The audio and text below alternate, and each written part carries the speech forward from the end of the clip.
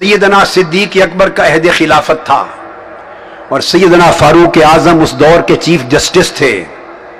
ایک صحابی کو ایک غیر آباد زمین کا قطع الاٹ کیا گیا اور آقا علیہ السلام کا فرمان تھا، وہ مقررہ وقت میں زمین کو آباد نہ کر سکے۔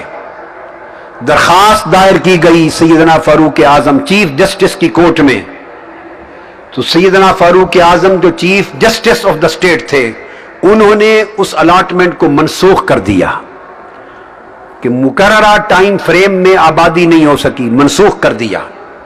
وہ صحابی سیدنا صدیق اکبر رضی اللہ تعالیٰ عنہ جو خلیفہ وقت تھے، خلیفۃ الرسول، ان کے پاس اپیل لے کر گئے چیف جسٹس کے خلاف، خلیفۃ الرسول کے پاس اپیل لے کے گئے۔ آپ نے فرمایا لا اجدد شیئا ردہ عمر، جس کیس کو چیف جسٹس نے رد کر دیا ہے، خلیفہ وقت اس کی سماعت کا اختیار نہیں رکھتا۔ میں اس سیاست کا نظام ملک میں لانا چاہتا ہوں۔